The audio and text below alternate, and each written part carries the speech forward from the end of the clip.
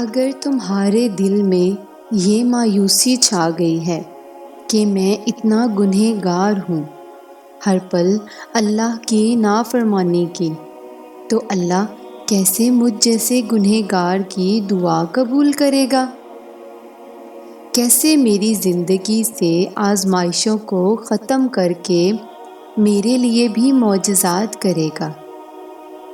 اگر یہی مایوسی تمہیں بے چین کر رہی ہے، تمہارا یقین دعا کی قبولیت سے بہت دور جا چکا ہو، تو سنو، اس دنیا میں چیزیں بدل جاتی ہیں، لوگ بدل جاتے ہیں، انسانی رنگ و روپ بدل جاتا ہے، لیکن تمہارا اللہ کبھی نہیں بدلتا، چاہے تم کتنی نافرمانیاں کیوں نہ کر لو۔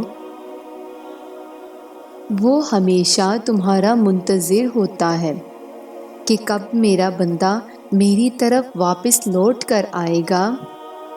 اور اگر دنیا اور آخرت کی کامیابی چاہتے ہو نا، تو اللہ سے وفا کرو، اور اگر تم اپنی خوش قسمتی اور سکون کی تلاش میں ہو، تو یہ دو باتیں یاد رکھنا کہ جب تم ان چیزوں کو حاصل کرنے کے لیے بے چین ہوتے، جن کی اصلیت کا تمہیں اندازہ تک نہیں ہوتا، اور یوں چند پھولوں کی وجہ سے پورا باغ تمہاری نظر سے اوجھل ہو جاتا ہے۔ دیکھو، اگر تم اس وقت کسی بھی محرومی کا سامنا کر رہے ہو، یا پھر کوئی عزیز تم سے دوری اختیار کر رہا ہے، تو اسے کرنے دو، کیونکہ تمہاری زندگی اور خوش قسمتی کی دوڑ کسی کے چھوڑ جانے کی محتاج نہیں۔ تم اس کریم ذات پر پختہ بھروسہ اور توکل قائم رکھو، کیونکہ قرآن کہتا ہے، کیونکہ اگر وہ تقوی اختیار کرے تو اللہ کے ہاں اس کا جو بدلہ ملتا وہ ان کے لیے زیادہ بہتر ہوتا۔ اور سنو، وہ رب کریم تمہارے لیے کہیں نہ کہیں کوئی دروازہ کھولے رکھتا ہے، اور جب اللہ تمہاری قسمت کا رخ بدلنا چاہتا ہے نا، تو وہ تمہیں بصیرت کا وہ نور عطا کرتا ہے جو تمہیں آزمائشوں اور اس درد بھری زندگی سے نکال کر مقدر کی بلندیوں تک لے جاتا ہے۔ اور سنو، ہماری زندگی میں جو بھی تبدیلیاں آ رہی ہیں نا، جو بھی فیصلے ہماری مرضی کے مطابق نہیں ہو رہے، تو یاد رکھو یہ اللہ کے اذن سے ہے۔ ہماری زندگی ایک سفر ہے، ہمیں مختلف قسم کے حالات سے گزرنا ہی گزرنا ہے۔ زندگی کے یہ جو موڑ ہوتے ہیں نا، یہ سب اللہ کی طرف سے ہوتے ہیں۔ یہ مشکل، یہ تنگ و تاریک راستے، یہ اپنوں کی جدائیاں، یہ زندگی میں ہونے والی تبدیلیاں، یہ سب اللہ کے اذن سے ہے۔ اللہ جانتے ہیں کہ کن حالات میں ڈال کر کیا سکھانا ہے۔ اللہ فرماتا ہے کہ اگر وہ تیرے حق میں کسی بھی بھلائی کا ارادہ فرماتا ہے، تو اس کے فضل کو پھیرنے والا کوئی نہیں، وہ جس کو چاہتا ہے اپنی رحمت میں داخل کر لیتا ہے۔ اور جانتے ہو اللہ ہمیشہ ہمیں ٹھوکروں کے بعد کیوں ملتا ہے؟